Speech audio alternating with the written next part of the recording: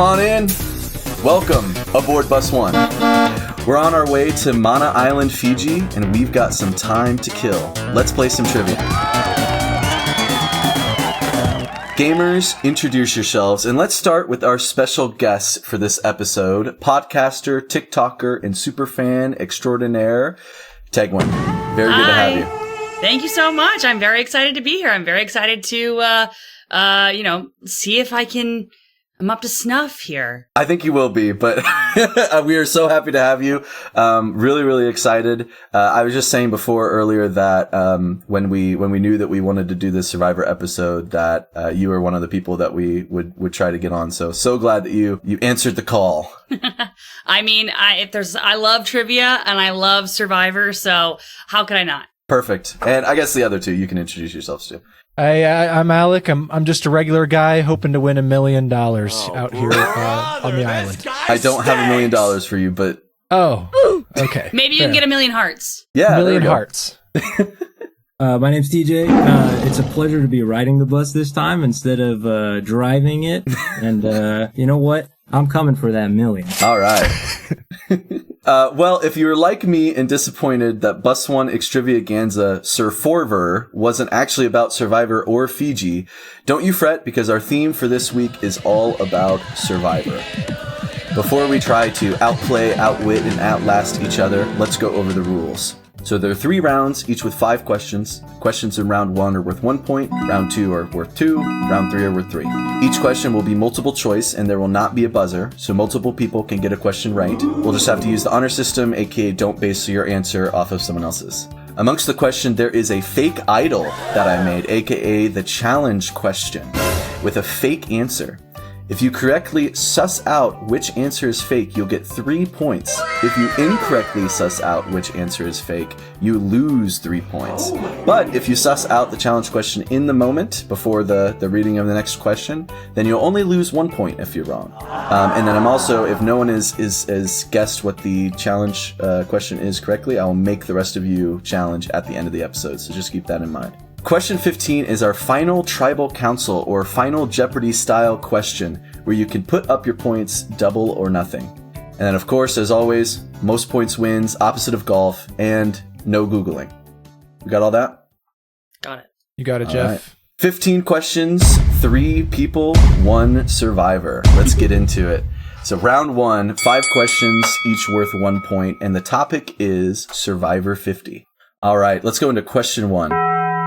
This episode coincides with Survivor's monumental, paramountal 50th season. 24 returning old age and new age contestants vie for the title of sole survivor once more. Some are previous winners and powerhouses looking to cement their Survivor legacy. Others are runner-ups or entertaining players looking for redemption. It also marks the first time since Survivor 40 that a season has had what 2 things? A. 39-day length and a starting 2 tribes. B. A cast including returning players and teal-colored buffs. C. A season name and a live reunion show. Or D. The use of fire tokens and the edge of extinction. You know, I'm gonna show my cards here first. I'm gonna go A. I'm gonna 39-day length and a starting 2 tribes. 39-day length and starting 2 tribes, because I know recently they've been shorter. So I'm wondering if maybe this is the first time they're going back to 39 days. Okay. What about you, TJ? You know, this is a tough one. You're starting off strong. I know it's tough because I was just studying the colors of the buffs, but I don't think they're doing a reunion live this time. So I'm gonna go C. A season name and a live reunion show. That's gonna be my. Hang on, rewind. Am I picking B or C? B is a cast including returning players and teal-colored buffs. Oh, all right, rewind. You think B? You know, I was just studying the colors of the buffs, so I think I am gonna go with B. All right, and what about you, Tegwyth? It's C. It's C. That is correct. The answer is C. Nice job, guys. Obviously. You were so close. I was like, you got it. But then wait, that didn't. And You talked yourself out of it a little bit. Yeah, you talked yourself out of it. It does. So it does have teal buffs, and there are returning players, but there are multiple seasons in the new era that have teal buffs, and technically there is one returning player in the new era. Bruce returned. He got medevaced on day 1 of 44, and they brought him back for season 45. Ooh, you got me. Oh my gosh. This is why we brought and him I have expert. here too specifically that teal has not been used as a tribe color for the last time was Survivor 31st season, second chance. I think, and I mean, maybe I'm calling it teal. It might be like a greenish color. There was one in season 40, I want to say 42 or 43. I can't remember, but it might be more of like a mint green. You know how sometimes they're like tealy, like exactly. mint green. Yeah, I was having a trouble with that one because it, I was just going, I was trying to search, to find it. And sometimes it said like light blue. And sometimes it said, basically, I think one was, aquamarine, which is, to me is very similar to teal, but. Yeah. They're all, I mean, you know, it's a light blue, but Right. it's like also kind of greeny, but Right. yeah. So yeah, C is the correct answer. This is the first time since 40 that a season hasn't had a name, which is in the hands of the fans. And there is a live reaction or live reunion show at the end, which obviously a lot of people are very excited for. So Huge deal. Deal. all right. Well, let's move on to question 2. Season 50, in the hands of the fans, is the second time that fans were able to vote on certain aspects of an upcoming season. Some results include the starting tribe colors and what immunity necklace will look like. What was the very first thing that fans were able to vote on in Survivor? Is it A, at a live reunion, the fans were asked to vote for who they wanted to win in case there was a tie, but there never ended up being one? B, fans voted for which players from previous seasons would return on a returnee season? C, fans voted for who their favorite player was. Or D, fans voted on whether Redemption Island would return as a twist of an upcoming season. Can I clarify the question? Yes, you can. Is it the first time fans have voted for anything or for an upcoming season? For anything. Okay.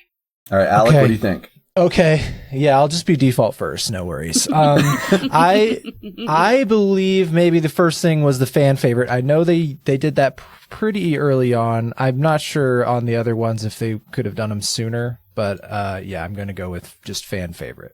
Okay, very good. TJ? You're bringing the heat to start. I think I am also going to agree with the fan favorite vote. Okay, and Teg?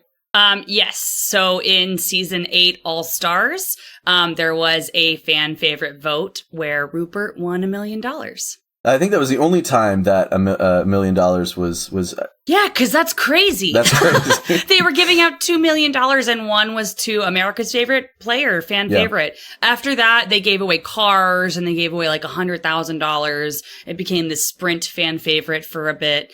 But yeah, Rupert won $1 million and didn't even win Survivor. Yep, all three of you got it correct. Nice job. The answer was C. Teg, you sussed out immediately. I was trying to trick you a little bit because I worded it weirdly in the beginning to an upcoming season, but then I changed it a little bit. So you sussed me out very well. Good job. I also want to say, I forgot to show you guys, my nails say Survivor. Oh my gosh. All right. So cool. And then That's my thumbs awesome. say 50, Survivor 50. You are ready for Wednesday. I'm ready to go. Very good. Let's move on to question 3. Survivor 50 has an absolutely stacked cast. I'm interested to see if the one-time winners can cement their Survivor legacy or if they'll be targeted by the cast and booted early. Amongst those winners and the runner-up of 46, Charlie, just cuz, who has the best track record? I calculated this by taking into account how many jury votes they had, how many times they were blindsided, how many votes they themselves received, and how many individual immunities they won.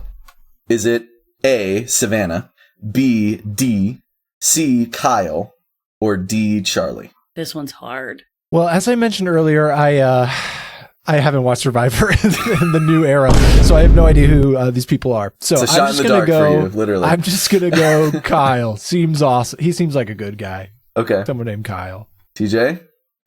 This is you know, I'm gonna keep saying it.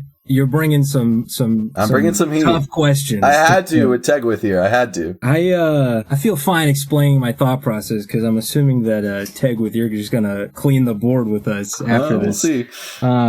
You know, a couple people on here that has had some strong immunity runs, especially like late. I think of these four, I'm gonna go with Savannah. Okay. What about you, Tegwyth? This is hard. So Kyle only won 2 immunities. Savannah won 4. I believe Dee also won 4, and Charlie only won 3. He won 3. That's a lot. 3 immunities, I believe. The interesting thing here is the blind sides and the votes. Mm-hmm. So obviously Charlie is a loser. Mm-hmm. Like he didn't win. He got 4 votes, I believe. It was I think it was 3. Sorry, 3 votes at Tribal Council. So that also sets him back because he doesn't have as many as everybody else. But he also voted right a lot. So that also helps with Charlie. I think because Savannah also voted right a lot. I think Savannah's a really good answer. But Dee also was pretty much in control of the game a lot, and she didn't go to Tribal Council really much until the merge. And so my first instinct was to say Dee, like Dee the person, not answer D. Right. I should have switched those, to be honest. I don't know why I didn't do that. But I genuinely this is a really hard question. I don't know. So you're thinking D? I think D, yeah. Okay. Yeah. The answer is Kyle. It is Kyle. Alec, it is Kyle. Let's go. So the thing to keep in mind is with Kyle's season, there weren't a lot of votes that he was not in the know of. So he was blindsided 0 times. Every person that he voted for was someone who went home. He got 5 jury votes. He was only voted against once. Sorry, to clarify. 1 tribal. So no, he only received 1 vote. And I did not count times that he played idols, by the way. Okay. An idol, I took those out of the equation. And then he won, I found that he won 3 immunity challenges. Oh, maybe I'm forgetting one. I knew that he won the first and the last. And then I guess there might be one in the middle that I forgot. Yeah. But the answer is Kyle. All right. Nice job, Alec. Wow. I do also want to say I am on record, and I've said this a lot. Kyle is the most dominant and best winner of the new era, and I will fight people on that because people think people don't love Kyle as much as I do. So no, I agree. I love Kyle. I think in that season, I think in that season that duo, Kyle and Camilla was one of my favorite duos. It was just it was so fun to watch. They were incredible. Yeah, I'm excited for all 4 of these players to return. Like I said, we'll see if they can make another good run or if they're going to be cut short. All right, let's go to question 4. Those are the best track records, but I'm also interested in a few underdogs who didn't make the final tribal council during their season or one of their seasons, but are being given a second chance and or make for entertaining television. My question is this: amongst all of the contestants in Survivor 50, which has the worst track record and perhaps the most to prove? I did not want to look at every single one of the players and do the insane amount of math that it would take to do this. So a very simple calculation here. It's their placement or the average of their placements if they've played multiple seasons. Okay. Is it A, 3-time player Stephanie LaGrosa, B, 3-time player Aubrey, C, Tiffany from Survivor 46, or D, Emily Flippin, financial analyst from Survivor 45? Alec? Yeah, with that clarification, the answer is clear to me now. It is Tiffany. Okay. TJ? This is tough. Like I said, I just got off the draft for my fantasy Survivor league that my friends and I do. We just had this conversation about who's placing what, but for the life of me, I can't remember how well or poorly Tiff and Emily did. I'm gonna, just to be different, to try to make up some points, give me Stephanie. Okay. And what about you, Tegwyth? It's actually interesting. I made a video the other day about this because two of these, I have 3 winner picks this season for different reasons. One person I chose before they flew out to Fiji. One person I chose because I saw a trailer and I just was trying to like analyze the trailer, and this is who I chose for that. And then the one person who I just want to win. 2 of the people the winners that I want to win are on this list. And but the reason why I chose this person before they flew out is because they had the worst placement and the most to prove going out. And so it's Tiffany, because she placed 8th in her first time playing, only time playing. And Emily was 7th, I believe. Whereas both Stephanie and Aubrey made it to Final Tribal Council, coming in 2nd, both of them. So that would really skew their average to be a much higher number, or lower number, I guess. Okay. The correct answer is Stephanie. What? Let's go. So remember, I said that I took the average. Oh, heroes versus villains. Right. That's what did it for me. She was 19th in hero versus villains, the real outlier. So yeah, 7th, 2nd, and 19th. I was so confident. Yeah. No, I was trying to be a little extra tricky with that question. So TJ, nice job. All right. We're pulling it back. All right. All right, let's go to question 5. There have been some rumblings by fans that while Survivor has become more diverse over the years in certain areas, where contestants are from has skewed in one direction, towards California. This came to a head for some fans during season 48 when the California Girls Alliance was formed, making fans wonder if being from California could be seen as an advantage. Survivor 50 has a bunch of returning players from all over the country, right? Which state or foreign country is most represented, and with what percentage of players? Is it A, Tennessee with 13%, B, Florida with 17%, C, California with 25%, or D, Canada with 20%? Can I have a clarifying question on this? Is it where they're currently living or where they're from? I think currently living. Okay. You know what? I'm going to go Florida. There's just a lot of big personalities in Florida. I feel like they, and I feel like you set us up where it's not going to be California. There's no way you're going to lead us to California and then the answer be California. So I'm going Florida. What do you think, TJ? Oh, see, I'm thinking the same thing. You know, I think we're being misled with California. However, the amount of survivors from California is so great compared to these other options. I think I'd be remiss if I chose anything other than California. So I'm going California. Took the bait. All right. What do you think, Tegwyth? Yeah, this is hard because 25% would be 6 people, right? Mm-hmm. I know Camilla lives in California. I know Joe lives in California. I'm pretty sure Ozzy lives in California, but that could be wrong. Suri lives in Jersey. I don't know. What was D again? D was Canada with 20%. There's 2 people from Canada on the season, I believe, in Genevieve and Camilla. So I don't think it's Canada. Oh, I don't know. This is hard. Oh, I forgot about Christian Ubicki. Oh, I'm really sorry. I'm really trying to do the math here. But it's I really think that you can't do the math, to be honest. I think Angelina maybe lives in California. Ugh. Okay. You gotta assume Mike White lives in California. Oh, no. Yeah, Mike White. Oh, well, I don't want to give it away, but I don't know. He lives in Hawaii. He does? Oh, yeah. That's so interesting. But I think I named 4 people from California or living in California so far. That's close to 6. Yeah. I'm so sorry. It's so hard for me to put this down. I'm going to go Stephanie LaGrossa lives in Florida. Christian Ubicki lives in Florida. I'm going to go Florida. The answer is Florida. Nice job. There are 4 for living. So it does seem like California is not as represented in this new season. There are 4 living in Florida. There's Chrissy, Christian, D, and Stephanie all living in Florida. Oh, D, of course. D is she's from Miami. Yeah. Where's Chris? Do you know where Chrissy is? Is it just Florida? I don't remember. I think it said, but I couldn't. Wow. That was hard. Don't remember. I'm that sweating. Was hard. Yeah. Little do our contestants know that this was the fake answer. Looks like they were fooled this time. That is the end of round 1. Let's do a point check. Starting with Alec, how many do you have? I somehow have 3 points. I don't know how, but I have 3 points. All right. All right, Dumb TJ. luck. You know,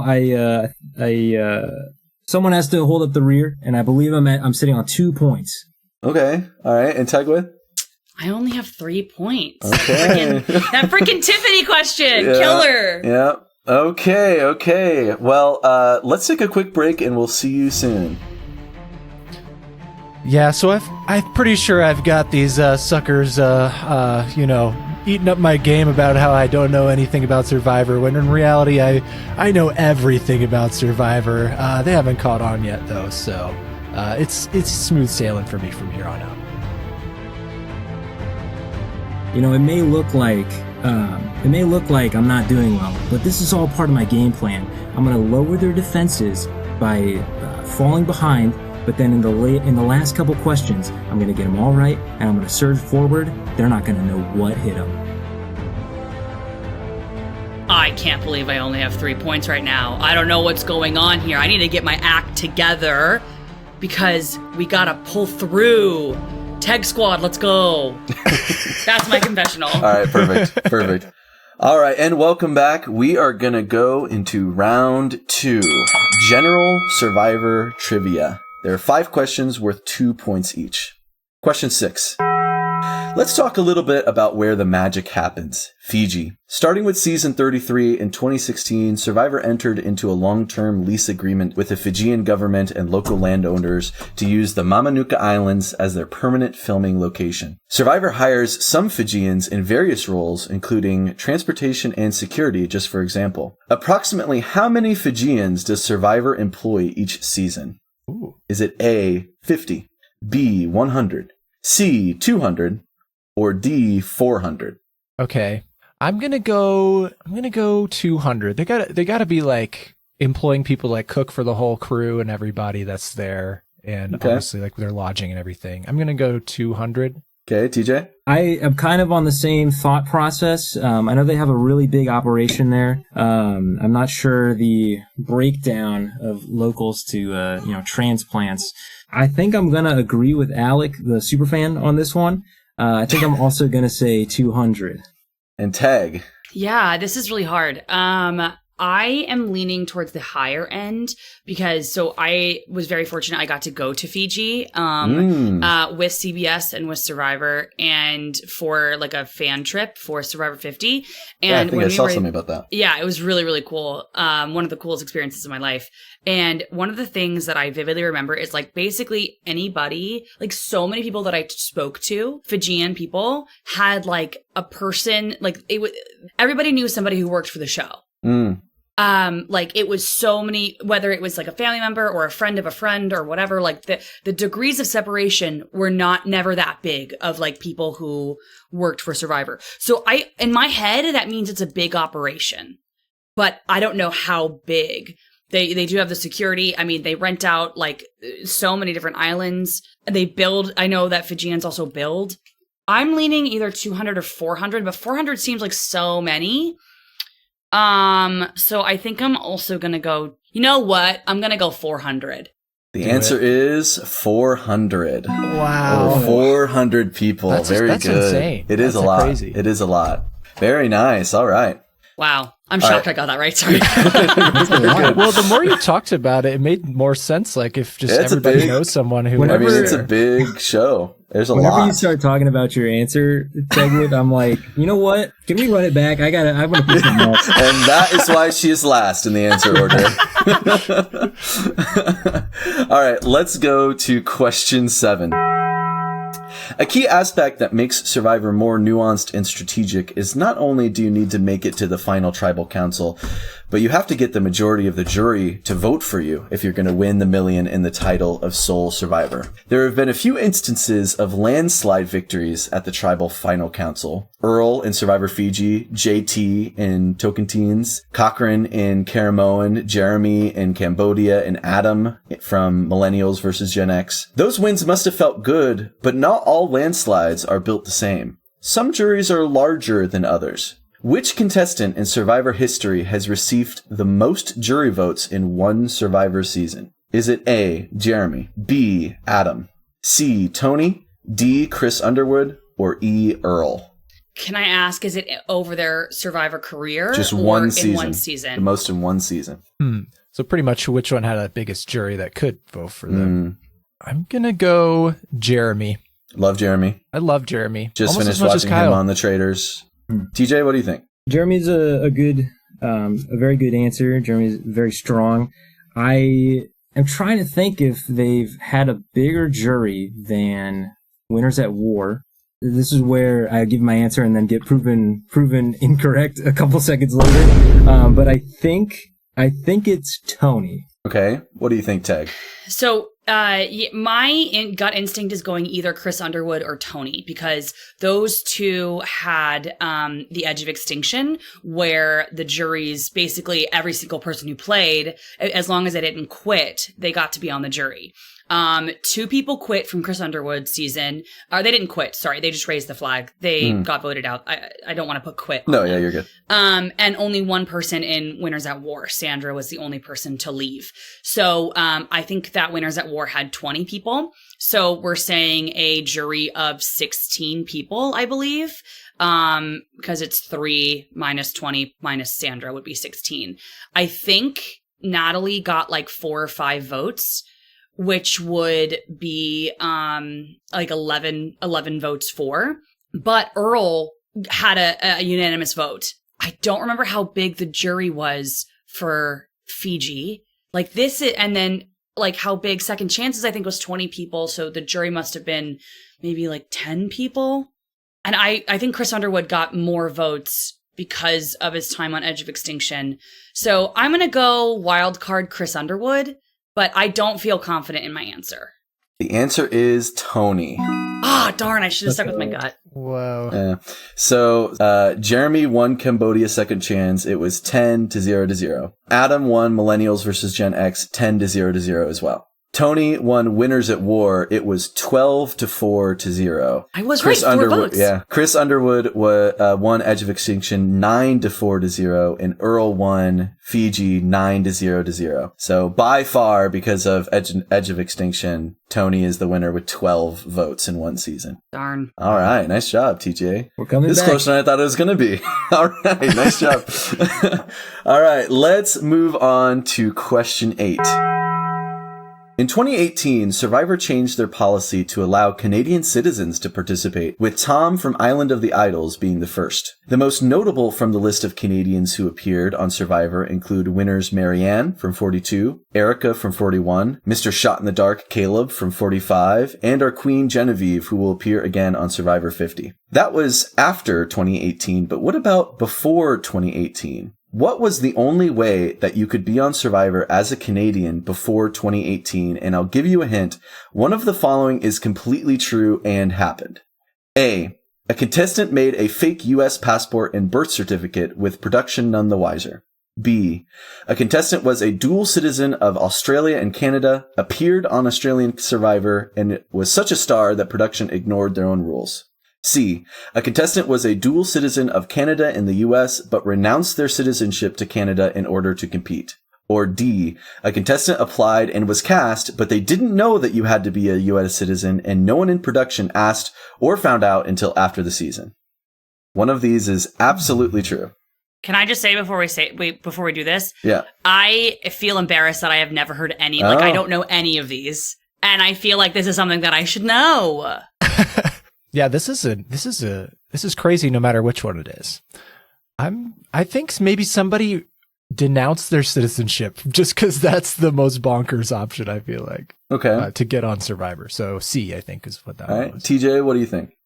It's tough because, like you said, they're all like equally crazy, and right. Knowing that one of them is true is, and not having heard about it, it's kind of blowing my mind a little bit.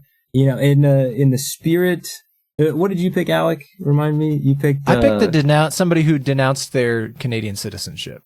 That's tough. I think I'm going to be different. You know, not knowing that it's a rule seems like something that I could see happening on like an early season. Someone accidentally participating. Give me D. Okay. They accidentally applied. All right, and Tegwyth. Okay. So Australian Survivor is interesting because Australian Survivor is, while a Survivor, it is technically like a different TV show. So it might have different rules. I do know that David Ganay, or whatever his name is, who the Golden God from Australian Survivor, he is a dual citizen of, I believe, the United States and Australia. And so maybe you're just trying to trick me and say like it's David or whatever, because I think in Australian Survivor, because he is one of the biggest winners. Wait, what's that thing called? The challenge? Can I challenge? Yeah, you think You this can. is, well, I guess answer and then if you think it's a challenge, you can challenge. Okay. Because he's the Golden God. He now literally is the host of Australian Survivor. He was on Deal or No Deal Island because he was an American citizen. I'm gonna go with that one. What was that? What option was that? That was B. B. I'm gonna go with B. Okay. The answer is C. A contestant was a dual citizen of Canada and the U.S., but renounced their citizenship to Canada in order to compete. It was China winner Todd Herzog renounced his Canadian citizenship in order to compete. He was a dual citizen of the United States and Canada and had to renounce his Canadian citizenship in order to... I don't think that's true. What? Is that real? I don't think that's true. I'm challenging. Is that true? Oh, we have a challenge. All right, drum roll, please. You are incorrect. He's a Canadian citizen? Todd Herzog was a dual... Was, not anymore, was a dual citizen of Canada and the U.S. And specifically, it was to accept his winnings. He had to renounce his Canadian citizenship. Oh my gosh. So I'm like gobsmacked right now. Yeah. Now it doesn't matter. It doesn't matter at all. But in order for him to receive the $1 million, he had to renounce it. That's crazy. That I wonder if he crazy. tried to get it back after. I don't know. I might need to do some more research on that. But yeah, I was blown away by that story. I had to include it in the question. Did you do the Australian one because of David? Yeah. Yeah. I was trying to be a little tricky there. It worked. Yeah. It tricked me. All right, let's go to question 9. Survivor has entered into the social zeitgeist over the few decades that it's been on the air, and has been referenced and parodied in media many times. Possibly most notably in the animated show Total Drama Island. One of the most entertaining returning characters in the show is host Chris, who is modeled after Jeff Probst. I'm going to give you a list of key differences between Jeff and Chris, but one is false and actually a similarity between the two. So you're trying to find what is not actually a difference, but a similarity. Okay. A. Jeff Probst is an executive producer of Survivor, but Chris is only the host. B. Jeff's last name is Probst. Chris's is McLean. C. Jeff is an amateur musical artist, but Chris was in a boy band. D. Jeff has been the host of every single episode of Survivor, while Chris is host only most of the time. Or E. Jeff is a relatively normal guy, while Chris is a narcissistic maniac who puts contestants' lives at stake for personal fame and show ratings.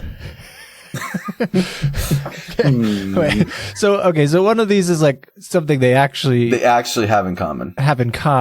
So one of these is not true. Right. Whatever you just said. Okay. This is hard. I've never seen Total Drama Island, so I feel like this is a guess for me. I have seen Total Drama Island, and I can barely picture the cartoon guy that you're talking about. Right. I'm just gonna say maybe they don't have different names, and they just. Do you think his last name is Probst? He's also Probst. Okay, that would be funny. TJ, what do you think? Man, well, if there's one thing I'm a bigger fan of than Survivor, it's got to be Total Drama Island. Having seen every episode of that show. Like, actually, you have? No. I really. You were selling it. You were selling that. I believed that. Shout out to my TDI goat Owen. If you know, you know. Yeah. But he was also a Canadian winner. Chris McLean hosting is not ringing any bells. I do think that McLean is his last name. I don't think he was in a boy band. But he does have some music floating around out there. Mm-hmm. They do both love to put the lives of their contestants at risk. So I'm really thinking about E. However, Remind me, D. D is Jeff has been the host of every single episode, but Chris has only been host for most episodes. I'm sure there's been an episode of Total Drama Island that, you know what? Let's go D. I think that Chris has hosted every episode of Total Drama Island, just like Jeff has. Okay. And Tegwyth? I'm also going D. I don't, like I said, I've never seen I've never seen Total Drama Island, which I know is really crazy. It's on my list of things that I need to watch. I just haven't gotten to it. And I would find it weird that like a choice in an animated TV show is like not writing a character that's like based on Jeff Probst and not have them there. So it's just an educated guess, but I do not feel confident in this one. Yeah, it seems like a little bit too obvious of an answer, I think. Unfortunately, I don't think any of you got it right. The answer is A. So Chris in Total Drama Island is the executive producer, head writer, I think designer of challenges, and the host. Oh, he's everybody. He's everything. In like real life or in the universe of the show? In the universe of the show. Okay. Yeah. Sorry. I didn't know if you meant like he drew himself like into the show as the host, because that would be hilarious. Total Drama Island is very funny because they're, instead of torches, it's like marshmallows, and then all of the confessionals are done in a or in a bathroom. So definitely worth the watch. It's very silly, I suppose, but I think it's definitely the closest thing to Survivor when it comes to kind of outside properties or animated properties. Let me say that. Right. All right. Let's go to question number 10. Of course, most people know that if you win Survivor, you're awarded $1 million in the title of Sole Survivor. But there are rare instances where the winner of Survivor, or some form of Survivor, walked away with more than just that. I'm going to give you a list of such occurrences, but I made one up completely. So you're trying to guess which one of these did the winners not walk out with at the end of their season. A, $1.8 million. B, $2 million. C, $1 million and a car. D, $1 million and a sprint player of the season, which totaled typically $100,000. Or E, $1 million and a SIA prize. Sorry, what was the last one? $1 million and the SIA prize. Like, the SIA prize? Is that like common knowledge to the Survivor superfans? Yes. Okay, sorry guys. And which of these was not? Is not a correct, or not something that a winner has walked away with. Okay. I'm going to say nobody got $2 million then. Okay. There's a couple, or at least one that I can just get rid of in my head. Obviously, we talk a lot about the car curse. I'm trying to run through and see if that was ever bucked. Are we talking just U.S. Survivor? Or are we talking all? Just, okay. Winner of American Survivor or some form of American Survivor. Let's see. When you're digging down the Survivor iceberg, you'll inevitably hit the car curse. The car curse, yeah. I'm gonna go with my gut and bank on the fact that the car curse has held true, and hope that no one also won a car as the reward for winning the season. I'm gonna pick $1 million and a car. Okay, so I'm between two answers here, and it's the 1.8 and the SIA money. The fan favorite, the sprint fan favorite, I don't remember all of the people who have won, but I mean, in its legacy, I have to imagine that somebody won that as a fan favorite. There's got to be one person, but that could probably be wrong, but I'm just have to roll that out. Amber got a car in All Stars. She was given a car because when Boston Rob won the car, he was able to give, because he chose Amber. And then Tony got $2 million for winning Winners at War. The 1.8 is really throwing me off. Like, where did that $800,000 come from? I genuinely do not know. And the some form of American Survivor is also throwing me off. Like, the SIA, I'm like leaning towards the SIA one, because the SIA money started in Korong with Ty. She loved that Ty didn't kill Mark the chicken, and so she gave. And this was after I think Sprint fan favorite had been done, and so she was like, I want to give Ty some money. And then every season up until season 46, she gave people money. I do not remember her giving a winner money, because it's like she's giving people that she likes the money. So like Drea got money, and like Carolyn got money, and Ty got money again. Donathan got money. Like, all of these people that she really liked. And I just don't remember her giving money to a winner. But that $800,000 really throwing me off. So I think I'm going to go with my original gut, which was Sia, the Sia money, but I don't know. I don't know. You are correct. It is. Thank God. So the Sia prize always went to someone who did not win that Sia liked or appreciated. Or multiple people. Yeah, or multiple people. But never a winner. Never a winner. The 1.8 million, I was trying to trick you up a little bit. That's why I said some form of Survivor. And I was going to get specific if you're waffling on the two. I would have said some form of Survivor that Jeff Probst has either hosted or co-hosted. The winner of the island in Beast Games Season 2 won a $1.8 million island that he chose the cash option for. So Got it. I was being a little tricky with that one. Interesting. Wow. Okay. But yeah, that is the correct answer is E, the Sia prize. Sorry for my long-winded thought process, but I needed it to I needed to think out loud because I just couldn't. I didn't know. You clocked the car curse though, because the car curse is no one has won the car challenge and then gone on to one. But Amber didn't win the car challenge. She just was brought along to the car challenge. And I think there have been a couple more instances where in the finale, like everyone got a car or something like that. Okay. And they're also, like I said earlier, the fan favorite used to also be a car for a bit. And do you know who won the fan favorite that was a winner? Did you write that down? I'm just curious. No, I did not. I believe that's true. I just didn't. Yeah. I'm being tricky. All right. Well, that is the end of round 2. Let's do another point check. Alec, how many do you have? I have 5, and I'll take it.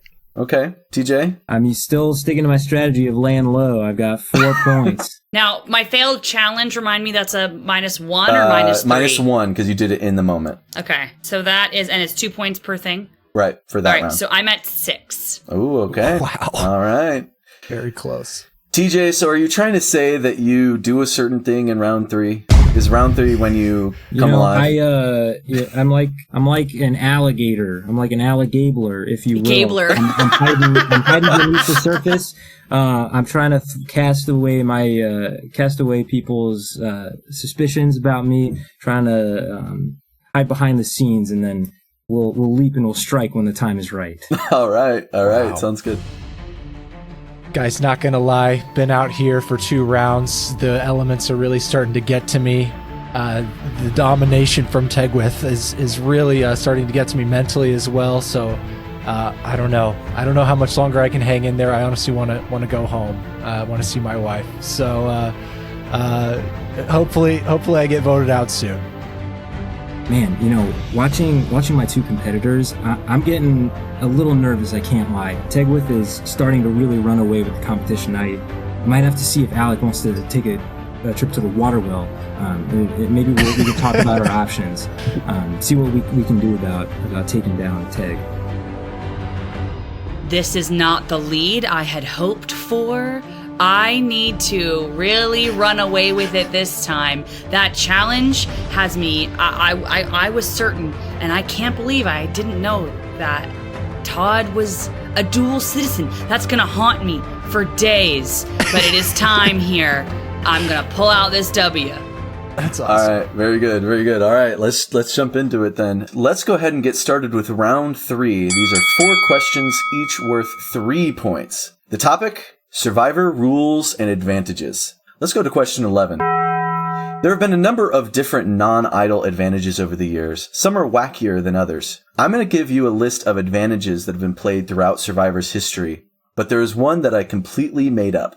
Is it A, a bank a vote, B, a control a vote, C, juror removal, D, the hourglass advantage, or E, steal a shot in the dark advantage? I feel like bank a vote and whatever the other a vote one. Control a vote? Control a vote. I'm going to go control a vote. Control a vote. That's tough. I'm trying to go through, and see if I know the names of all these advantages, Juror removal. Remind me what D was?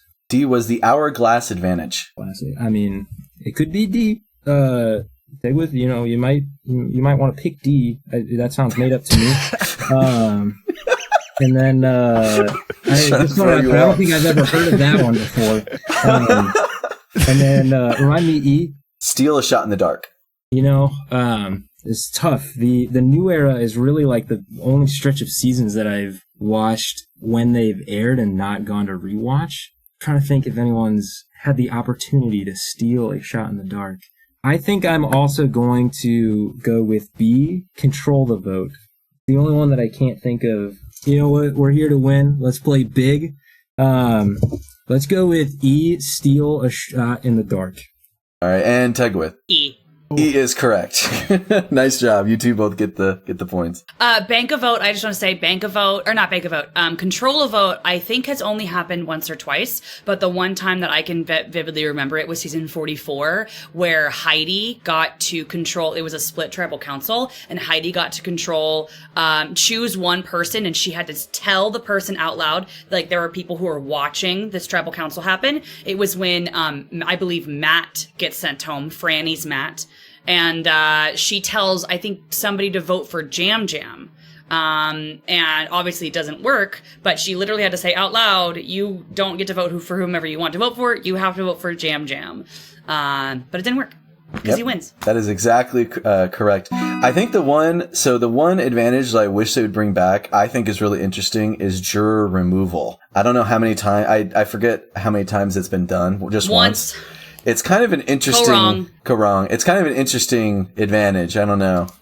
Once in the United States version, I know it's happened at least once in Australia, maybe more than once.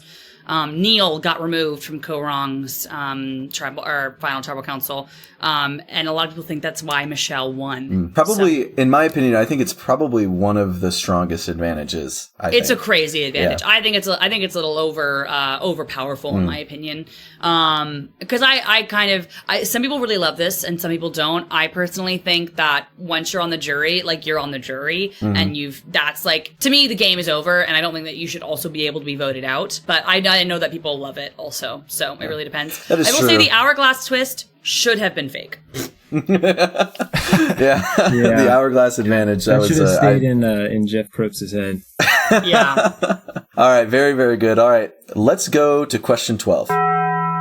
Speaking of the shot in the dark, it's a relatively new mechanic added in season 41. At the beginning of a game, each contestant receives a 6-sided die. If a person believes that they may be going home, they can exchange their vote and that die for a chance to negate all votes cast against them. Out of 9 seasons, shots in the dark have only been played 15 times. Interestingly, the average has stayed pretty true, with only 3 uses out of 15 being successful. Between those 3 uses, how many total votes have been negated? Is it A, none, B, 2, C, 5, or D, a whopping 13?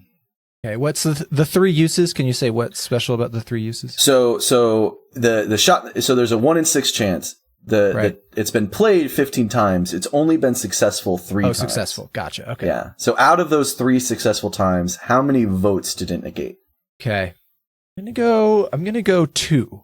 There's one legendary tribal council that I think is pushing me towards one end of these answers, and its votes negated over all 3 of its uses. Right.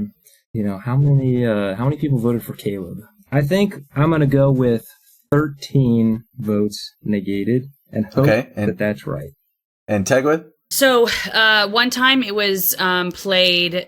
The first time it was played and it hit, it was Jamie, I believe, and I don't think that anybody voted for her. So I think that is 0 votes. Caleb negates 11. And Mary was on. This is where I don't think I'm. So I'm going with D. D is correct. So the one that Mary played negated 2. So that's to say that out of 15 plays, the shot in the dark has only saved 1 person from elimination, which was Caleb from 45. I mean, I would say Mary was saved. Was she? Yeah, because she was going to. I mean, they didn't end up it negated 2 votes, and then it was a tie vote, and then that tribal council went on for like 6 hours because that's what I heard. Yeah, they couldn't decide on who to go home, or like who to go home, and finally it was between Say and Justin, and it was they got 1 vote for each person because Justin didn't have a vote. Right, that was a crazy tribal. It was crazy. One other person I don't think had a vote, and then there were 2. Yeah, so it was a crazy tribal council. Dang it! I knew I would get actually. I knew it. I knew it was going to happen at some point. Now, that's not to say that the shot, because there have been some comments about what people think about the shot in the dark, even from players in previous seasons who use them. But I do think, at least in my opinion, one of the most inventive ways that I've seen is. I love what Rachel did with her shot in the dark. She played it in order to gauge the reaction of the other players to see if she should play her real idol. At least that's what she said. I think that's kind of one of the most inventive things that I've seen. I'd also like to throw out Matthew as if I'm remembering correctly, as another inventive use of the shot in the dark, using it to avoid having to vote really early on in the season to avoid drawing lines on his tribe. Yeah. Getting out Maddie Palmilla. Terrible. Yeah. Mm-hmm. All right, let's go to question 13. In 2025, an officially licensed Survivor board game called Survivor: The Tribe Has Spoken was released by Exploding Kittens. The game models a real game of Survivor with cards with past players representing your lives in the game. The game had a cool little gimmick where a powerful card, an idol nullifier, was secretly hidden inside of the box. There's a difference between an idol nullifier in the board game and in the real game, however, and what is that difference?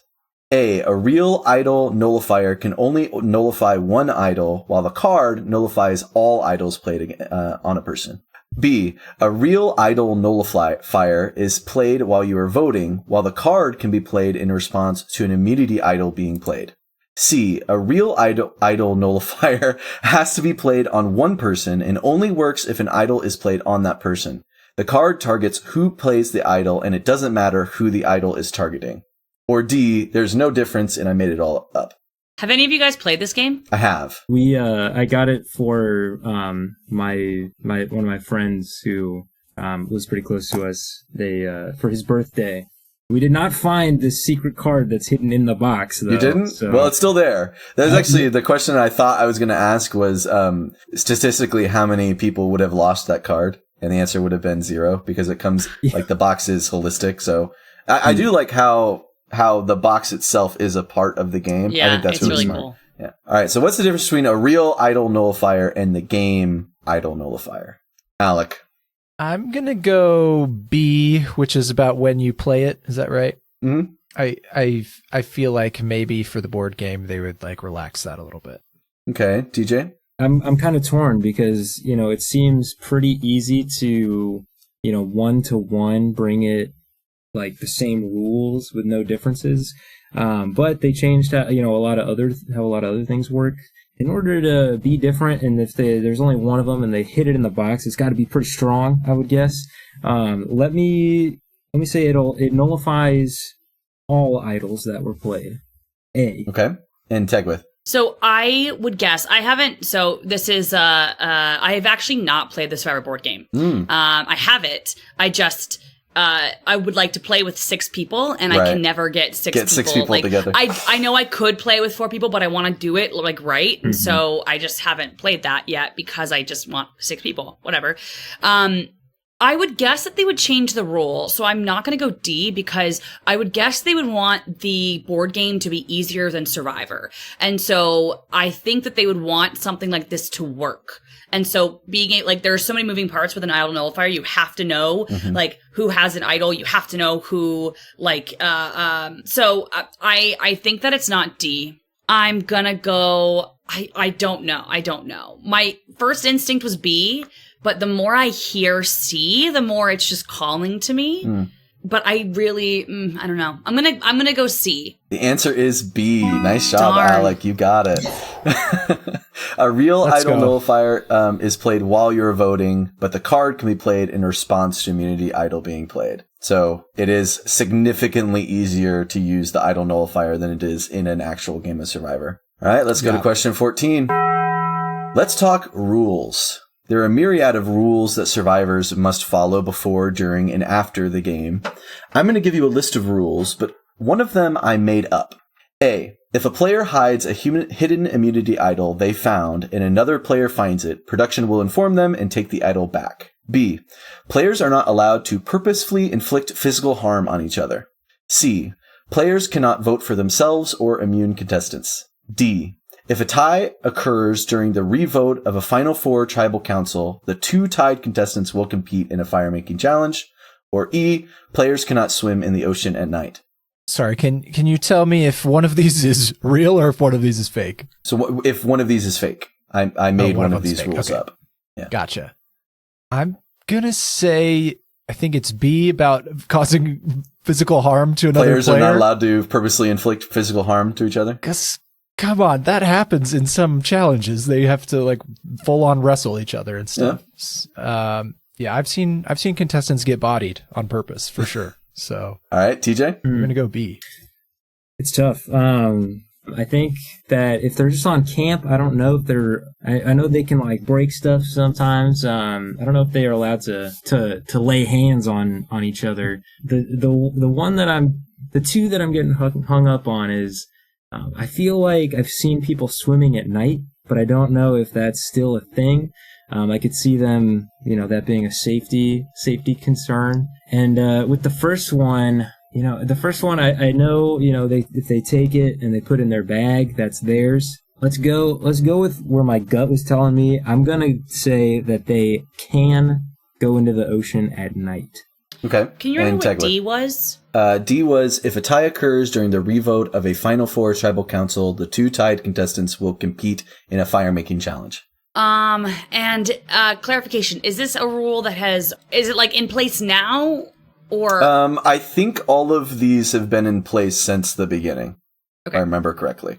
I don't think it's A, because I do think that the wording is throwing me off a little bit, because I don't think like production would be like, hey, like, I think everyone's being filmed at all times. So if somebody finds an idol, I don't think like production would take it. They would leave it in its spot and say that that's already been found.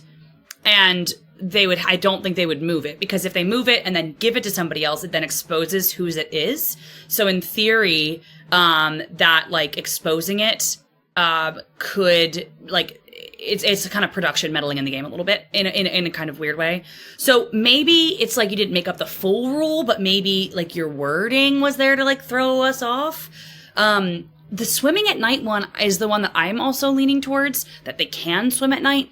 But, I mean, that also sounds like something that they can't do. So I'm either going to go with, like, the semantics of A or the swimming at night. And it's a very difficult decision to make here. Because a tie is, at Final Four, is fire making. Even if you're a tribe. It doesn't have to be Final Four. It can be, like, if you're a tribe of 4.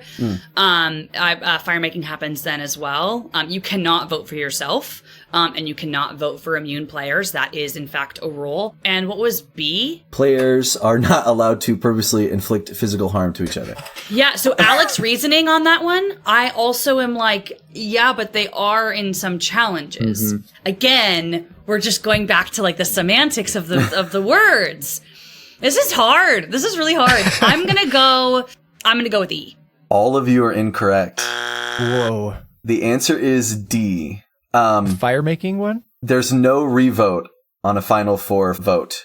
There's no revote. You go straight into fire making. We just totally looked over that. I should have had you say it again. I probably wouldn't even caught it. I was using tricky wording. If a tie occurs during a revote of a Final Four tribal council. Oh, man. It was in the wording, though. Yeah. It was in the wording. I'm being tricky. Oh, man. Darn. Oh, man. Okay. All right. Well, before we move on to our final tribal council, let's get a point check. Alec, how many do you have? I have 8 points. Okay. TJ? I believe I have 10 points. Okay. How many points are the last round? 3 points each. I have 12. Ooh, okay. Okay. It's getting pretty close, though. I think my strategy is working so far. I think that the other contestants are still underestimating me, but I think I'm close enough to strike with this last question, especially if I can get the challenge. I mean, there's not a lot of hope for me right now at this point in the game. I'm just going to have to see if I can shot in the dark and see if I can guess the challenge question that Mitch has for us. So We're near the end, but I'm getting very nervous. I can't be confident yet. I'm still. They're really close to me, and it's all about the betting and the challenge, and I can't do that because I did it wrong. So we'll see what this is. Let's go to the final question. Question number 15. So here's how it's going to go down. I'm going to give you a clue about what the question is about. Then you can lock in any number of points that you have that you can bet, double or nothing. So if you're the one who gets the question right, then you double the points that you bet. If you get the question wrong, you lose the ones that you bet. And then just to clarify, only one person will get this question right because it's a Charlie Chaplin rules, which means that it's just whoever is closest, in my opinion, gets it right. But don't forget, there's also the challenge question as well. Yeah. We'll get to that. The topic of the final question is Final Four fire making, specifically the fire making. Yeah, I know a lot about this. I'm betting it all for the True Daily Double. You're going it all. 8. All right. You know what? Great minds think alike. I'm also betting it all. 10 points. All right. Oh, boy. Okay. Ooh. All right. Tegwyth. I did not bet it all, but I bet a lot. I did 10 points as well. Ooh, okay. All right. Let's jump into it. During the earlier season, fire making was only a last result if there was a 2-2 split.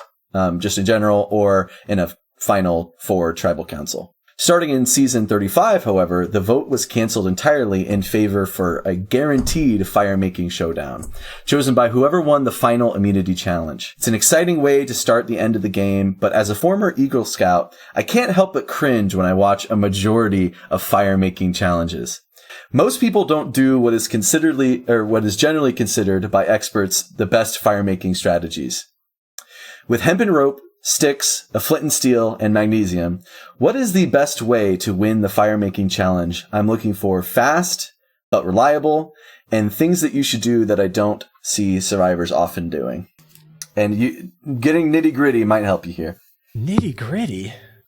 Do you know how high they have to get the fire? Is that part of the question? I don't remember the height, but it's a certain height, and then there's a rope that they have to burn. Right, I know about the rope. I'm actually just curious because that matters. Is you're just going for height? That is true. You're just going for long lasting. It does not say. I mean, I feel like if you can probably figure it out because if they're sitting down, it's usually like somewhere here, like right above their face, because they don't want it to. So if they're thinking it's like from here to here, it's probably like 4 feet.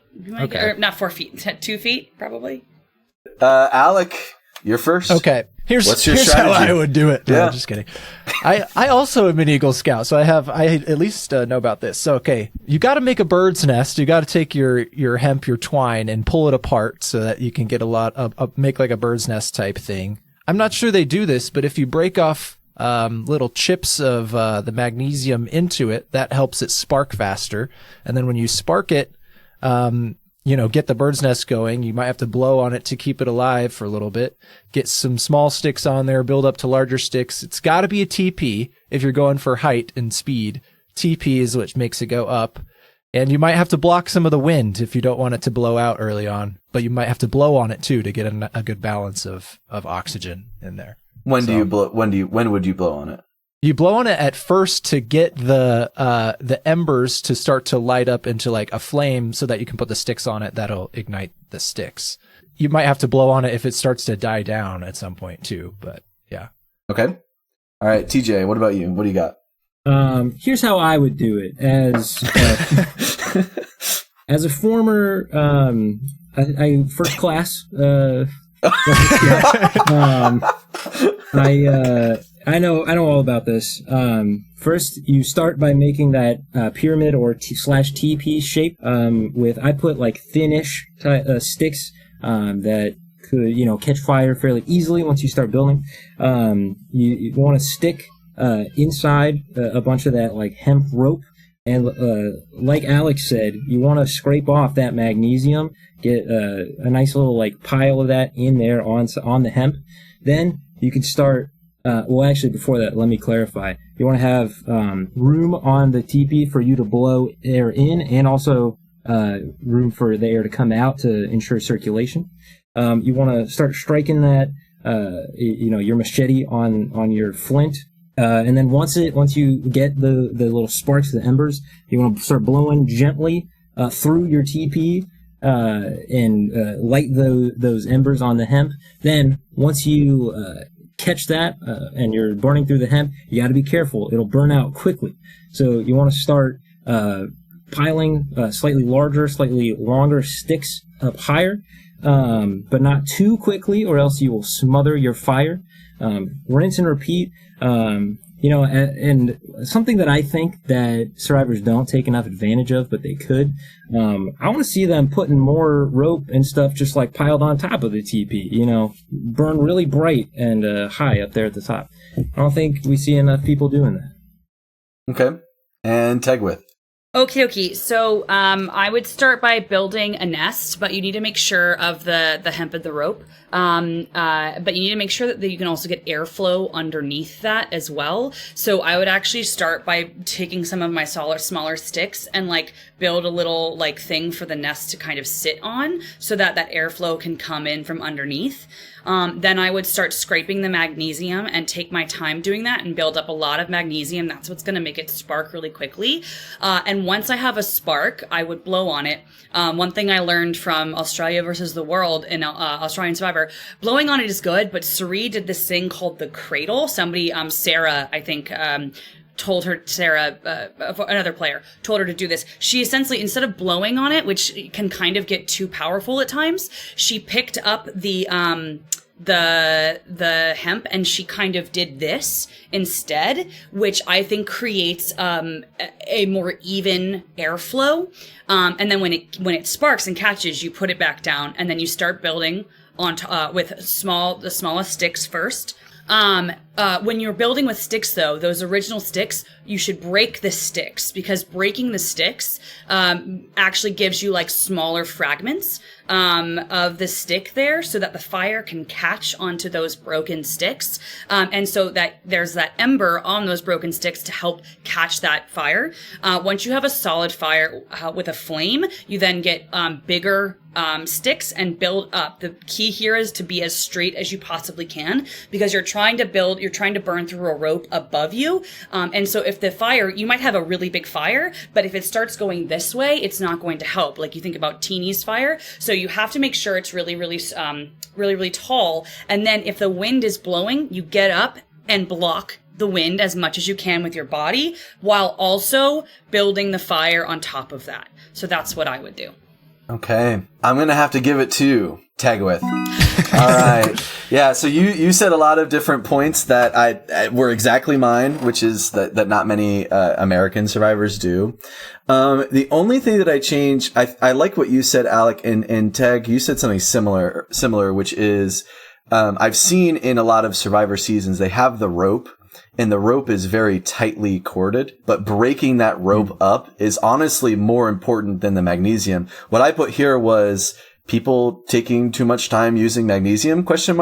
Because if you really want the airflow, the other thing I liked, the reason why I mostly went with you, Tegwyth, is I never see anyone prep where they're putting it on. Having that air underneath the nest is one of the most important things. And so I think that's why I got to go with you. Sorry, Mr. Eagle Scout in first class, but I was a Girl Scout. Oh, perfect.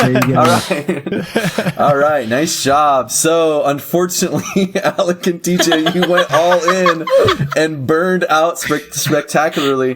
Tegwyth, you bet a good amount of points, not all of them, but you just doubled what you've got. So, wow. Oh, boy. All right. Well, let's do a point check, because we still have to. I mean, Tegwyth, you won, but we probably still need to reveal what the challenge question is. So let's do this is going to be embarrassing for you, not me. Let's do a point check. Alec, how many do you have? I have 0 points. The number of points I should have scored all along. Yeah, TJ. Let's be honest. You burned bright. Unfortunately, I have 0 points. Okay, and Tegwyth. I think I have 32 points. Or is it 22? Is it 22? No, my 10 is doubled. If I meant 10. Doubled. Yeah, I have 32 points. Oh, boy. Oh my gosh. All right. Well, we still have the challenge question, which Alec and TJ has not guessed yet. And I am going to make you guess. So, Alec and TJ, do you need me to read back any questions before you guess? Yeah, just give a quick synopsis to remind me. So they repeated all the questions so they could remember what they were. I'm thinking just because there was a lot of confusion from the superfans about this one, and then the explanation was the Beast Games. I'm gonna challenge the Beast Games one with the $1.8 million, and yeah, that's what I'm gonna go with. TJ, what about you? Maybe someone did get the Sia money. The island, that sounds like something that Mr. Beast would do, and Jeff Probst seems like a good avenue to do that. So I'm going to be different. I'm not going to challenge that. I'm going to go with my original gut. I'm going to say that there are so many players from California. It's got to be California. I'm going with question 5. Okay. I can reveal that one of the two of you have gotten the challenge question. Whoa.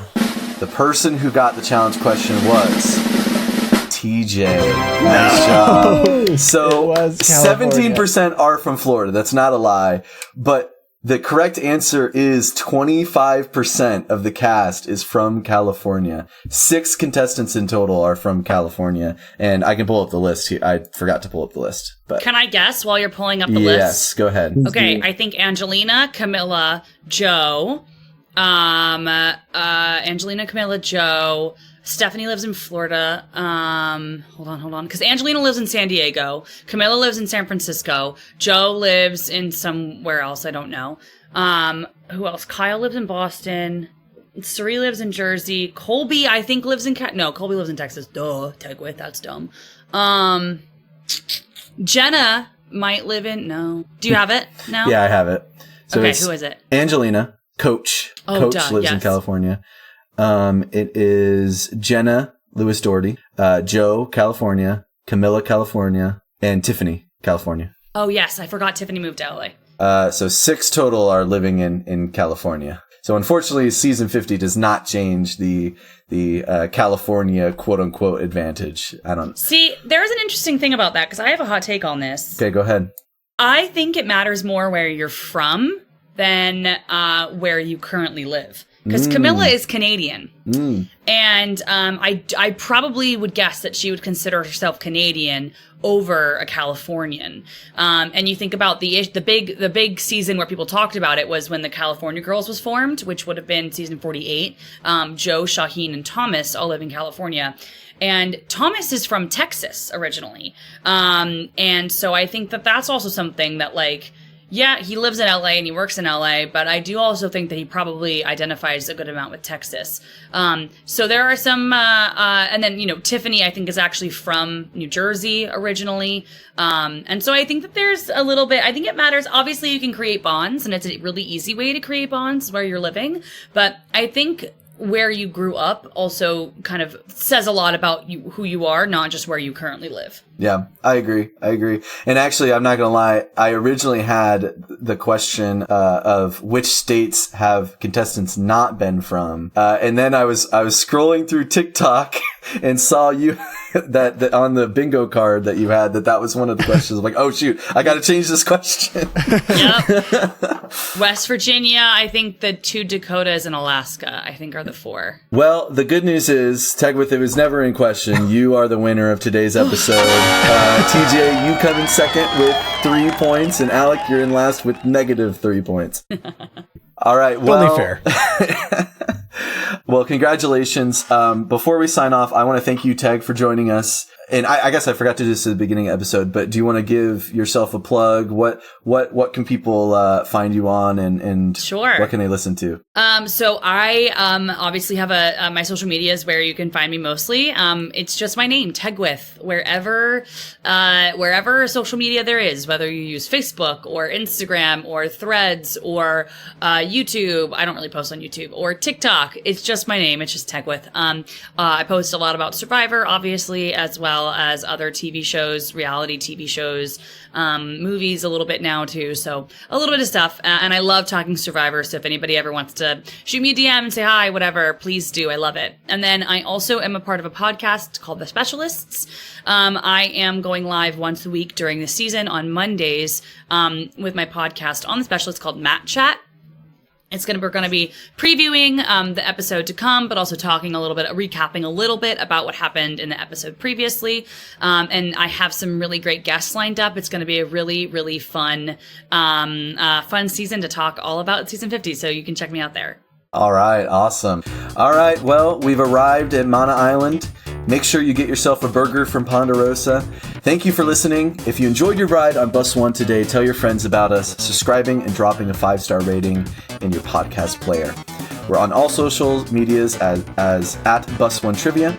Write to us at hi@bus1trivia.com or join our Discord server. It's super fun. We play trivia games and have fun. The link to join can be found at bus1trivia.com, where you can also check out our official merch. Before we go, we'd like to thank Vert for the use of our theme song, 5978, which is a certified banger. Banger. Thanks for riding Bus One. We'll see you next week.